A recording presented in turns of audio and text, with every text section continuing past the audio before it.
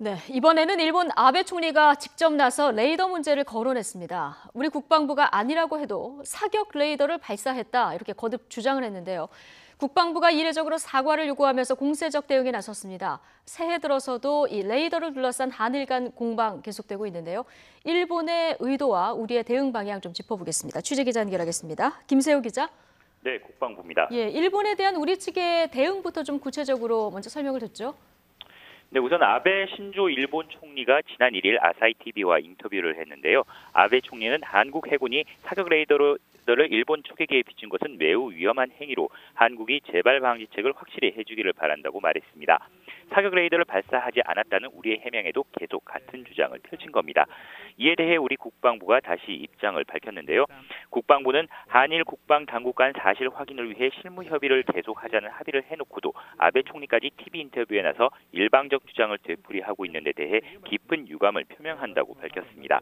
이어 일본 측이 공개한 동영상은 당시 우방국인 우리 함정이 공해상에서 조난 어선을 구조하는 인도주의적 상황에서 오히려 일본 초계기가 저공 비행으로 위협한 것을 보여준다고 강조했습니다. 그러면서 우리 함정이 일본 초계기를 향해 사격 통제 레이더를 비추지 않았다는 점을 분명히 하면서 일본은 왜곡 행위를 중단하고 인도적 구조 활동을 하고 있던 우리 함정에 위협적인 저공 비행을 한 행위를 사과해야 한다고 밝혔습니다. 자, 그런데 국방부가 한일 레이더 갈등과 관련해서 일본에 사과를 요구를 했는데요. 이렇게 사과를 요구한 건 이번이 처음인 거죠?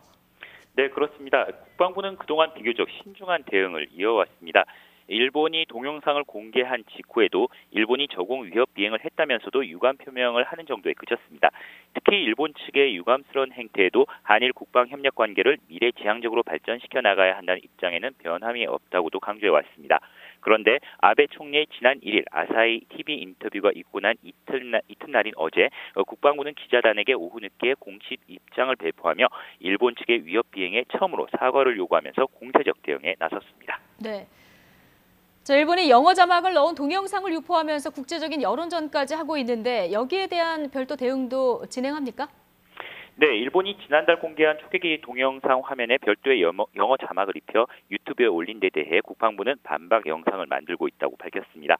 국방부가 동영상 공개 시점 등을 밝히지 않아 한때 한일 관계 악화에 대한 고민이 있지 않은가라는 추측도 있었는데요. 국방부 관계자는 일본에 대해 분명한 사실관계를 밝혀야 할 필요가 있기 때문에 일본에 대한 반박 내용을 담은 우리 측 동영상은 조만간 공개할 것이라고 밝혔습니다. 다만 우리의 입장을 얼마나 효율적으로 알릴 수 있는 내용을 포함시킬지 등을 놓고 막바지 작업을 하고 있다고 덧붙였습니다. 자, 김세호 기자, 우리 정부가 나름 충분한 설명을 했는데도 일본이 이렇게 집요하게 레이더 문제를 파고드는 의도가 있습니까? 네, 일단 크게 두 가지로 나눠볼 수 있는데요. 네. 우선 일본이 우리 정부의 반발은 물론 자위대 내부의 일부 반대에도 불구하고 레이더 동영상을 공개한 것은 사실상 아베 총리의 결정이라는 것이 중론입니다. 특히 동영상 공개는 한일 양국이 레이더 갈등을 풀기 위해 실무급 화상회의를 갖고 해결 방안 모색을 시작한 바로 다음 날 이루어진 것인데요. 이 같은 배경에는 아베 정권이 급락한 지지율을 만회하기 위해 갈등을 고의로 증폭시키려 하고 있다는 해석이 나옵니다. 아베 내각은 최근 지지율이 30%까지 급락했는데 자위대의 명예를 거론하며 핵심 지지층인 보수층을 결집해 지지율을 높이겠다는 겁니다. 그리고 또 한 가지는 바로 전쟁을 할 수 있는 나라를 만들기 위한 과정이라는 건데요. 일본은 방위 대강을 통해 항공모함 보유, 스텔스 전투기 F-35B 구입을 공식화하면서 공격용 전력 강화에 박차를 가하고 있습니다. 이는 공격을 받았을 경우에만 방위력을 행사할 수 있다는 일본의 이른바 전수방위 원칙에 어긋나는 행위들인데요.